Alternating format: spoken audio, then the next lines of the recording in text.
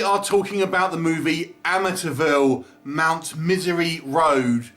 This one is directed and co-written by Chuck Morrongiello and Carolina Morrongiello, a husband and wife team.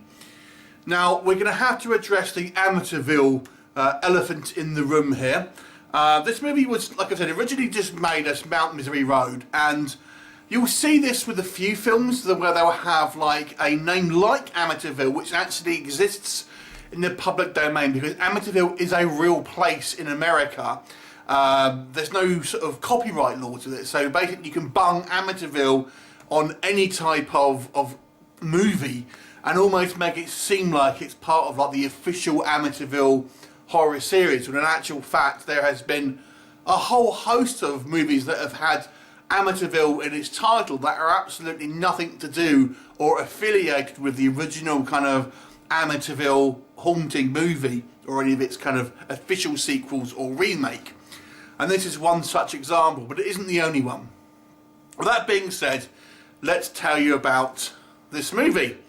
This is a next to zero budget movie, and I'm going to say this: if you can get anything from this film, it's the fact that pretty much anyone can make a film and potentially get it kind of published as if it was a legitimate piece of movie making.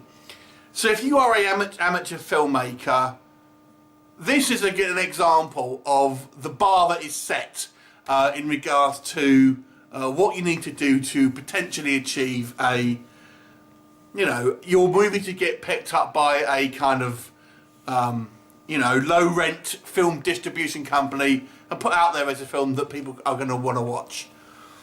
I have to say, this movie, who is it made for? I have to ask you this question before I kind of get into this. So, Chuck Morrongiello, from what I gather from my research about this, appears to be a middle-aged guy who is a musician initially by trade, and he has made this movie with his wife, who appears to be a considerably younger Eastern European pretty blonde lady. And I can only imagine that this was made to be, we're going to make a movie together and you're going to be a star. I like it. That's pure speculation, but I can't see any other reason for this to be made, because this movie is made for no audience. It's purely just for these two people to look at it and go, cool, look, we've made a film. Because there's nothing to this film. There is absolutely nothing to this film. If the plot, if you can call it that, and I'm going to spoil it because there's nothing to this movie, focuses on these two people who are playing a boyfriend and girlfriend, and they are just ghost enthusiasts. If I have to say one thing, at least they're not pretending to be paranormal researchers. They're just interested in ghosts. And they, hear this legend of this particular road in America, Mount Misery Road, which is meant to be haunted. So they decide they're going to go there from Florida, which we hear loads of times. Oh, we're from Florida, great. To go and check it out, with this place is near New York. They meet a couple of people who along the way who say, oh, don't go there, you'll regret it.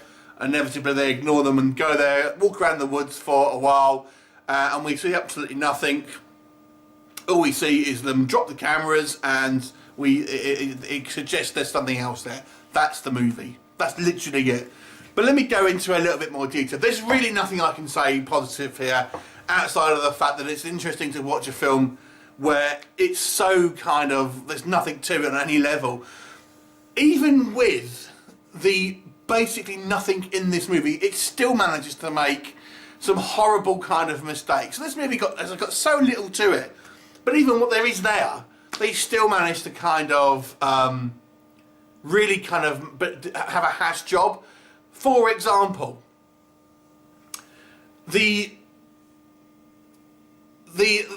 so we have this woman who's, I suppose, our main character. She has more screen time. First of all, the guy kind of goes missing, don't know what's happened to him, and she's using but all she finds is his mobile phone. So what does she do?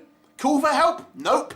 She continues to hold the selfie stick up so it's filming her and just shouts out his name and sort of talk to herself. Now, for a start, she's Polish. I don't know why she'd be talking to herself in English.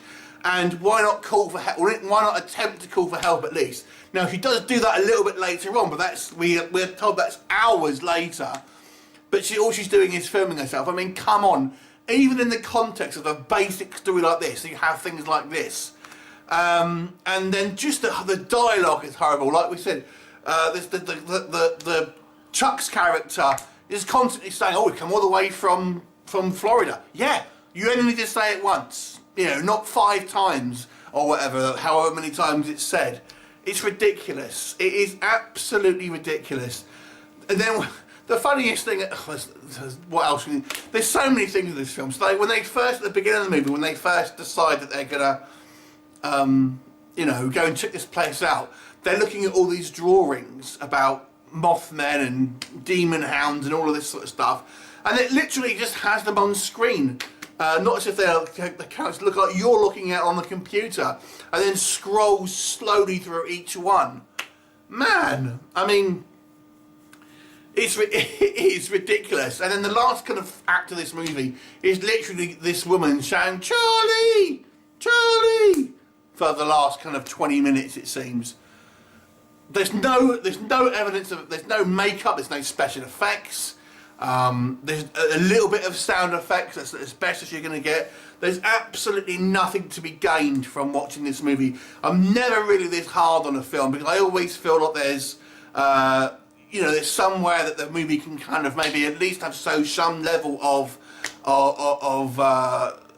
quantifiable skill, but this one hasn't. Even the music, I have to say, with it, apparently Chuck Morrongiello appears to be a musician and has done the song. Even that isn't very good. I'm sorry. It just seems like typical kind of like middle of the road kind of rock music that is particularly uninspired.